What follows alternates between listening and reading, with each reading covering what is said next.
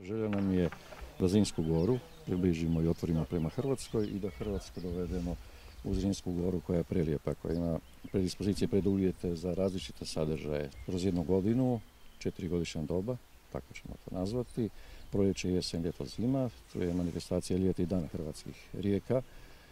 U proljeće imamo Pušlek, taj je scensko-glazbeni program, jesen Zrinski sajam koji će se događati u novom prostoru gdje se sada nalazimo na prostorima Zrinske gore i zimi imamo manifestaciju boje vina. Znači takve 4 manifestacije su okupljene u taj zajednički program Zirin Green Croatia. Ovaj moment je samo inicijativa i potpisivanje pokroviteljstva sporazuma o suradnji, a iza toga naš 4 udruge i grad Petrinja idemo u razgovore sa potencijalnim partnerima. Udruga znači Zirin Green Croatia, udruga voćara i vinogradara Petrinjskog vinogorja, udruga Petrinčica za odgoj mladih i djece, koja inače ovdje prekrasne evente stvara, i klub odgajatelja sisačkog prevatača. To su 4 najbliže udruge koje će surađivati. Naravno, potpuno smo otvoreni za suradnju sa svima i očekujemo da se uključe mnogi drugi, ne samo na području grada Petrinje i Sisačko-moslavačke županije, već širom Hrvatske. Ja bih rekao da ovo je jedna preliminarna priča koja bi trebala pokazati što u budućnosti treba biti upravo Banovina. Banovina i zašto smo ovdje je upravo srce svih mogućih zbivanja danas, sutra, što napraviti oko sadržaja. Znamo za DIC da u njemu su vrlo vrijedni ljudi, profesori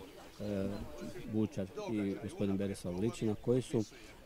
edukacijski centar napravili, koji prije svega daje jednu snažnu poruku da se ovdje događaju upravo one stvari što su budućnost. Budućnost svega onoga što možemo mi ponuditi kao jedna, ajmo reći, ekozona, zona koja će sigurno biti perspektivna, i zato želimo da upravo Zrin Green povezuje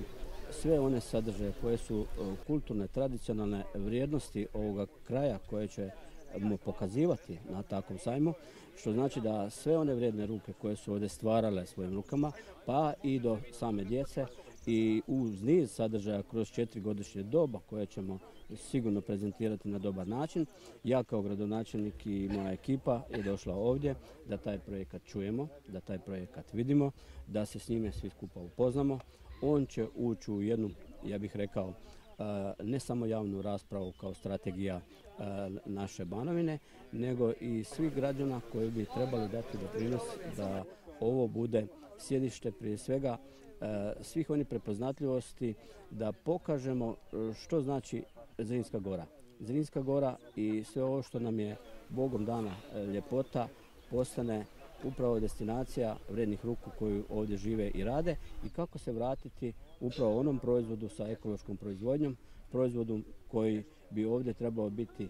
na kraju krajeva uz sve ono što moramo sačuvati, a to je da moramo sačuvati prirodne ljepote, da moramo sačuvati šumu i da moramo svima onima koji devastiraju ovaj prostor reći sad je dosta. Sad je dosta, jer ne možemo dozvoliti da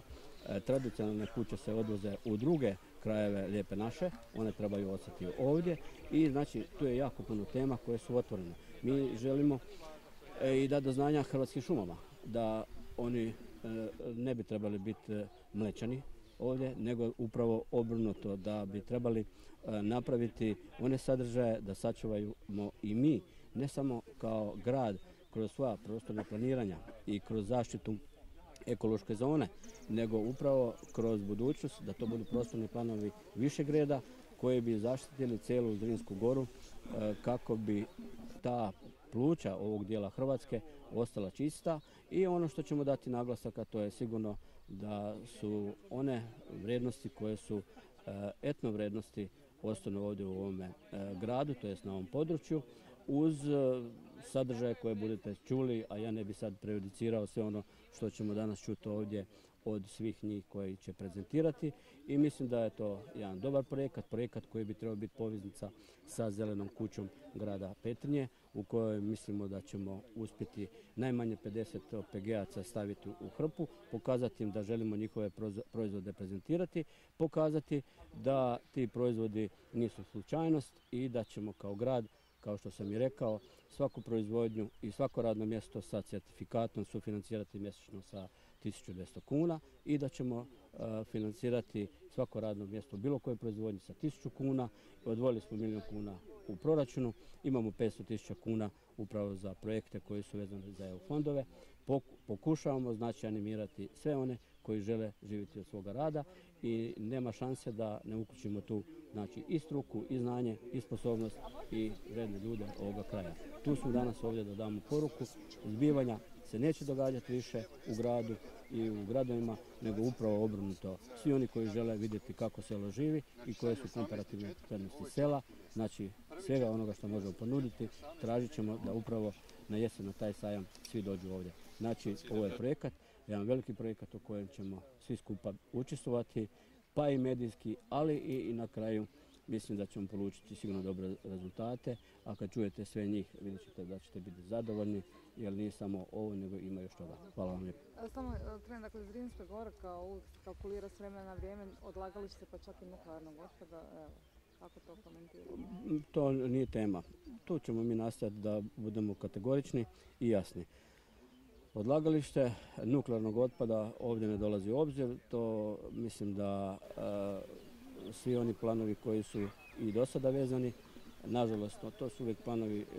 više reda, mogu reći sa državne razine. Ono što mi smatramo da ova sredina nema teatre, nema jazavce, nema pudlice, nema parade koje kakve i tako dalje. Mi imamo ovdje život, zdrav život i ne interesira nas da ovdje postanemo Vuko Derina, neću reći šta, da bi sve ostale moguće ovi građani frustraciju doživljavali na način da smo ostavljeni, napušteni, zapušteni, tradicionalno, ja bih rekao, i od politika koje se vode od Zagreba, daleko od oka, daleko od srca. Mi želimo prije svega da imamo ravnomjerni razvoj, da i u fondovima Europske unije participiramo sa ljepotom ovoga grada i ovih prostora i da se upravo i kandidiramo u fondove za ravnomjerni razvoj, a znate vrlo dobro da smo uništeni bili i nedavno u ratu, da smo bili uništeni sada i sa elementarnom nepogodom i sigurno da se niko ne vata za džep, nego gledaju možda da bi od nas napravili destinaciju nečega. Mi to jednostavno nećemo dozvoliti, borit ćemo se svim raspoloživim sredstvima, neka nas ostave na miru, a oni neka paradiraju po Briselu i po Beču i ne znam po Europi i da eventualno razmišljaju da stave takav otpad recimo na Medvednicu.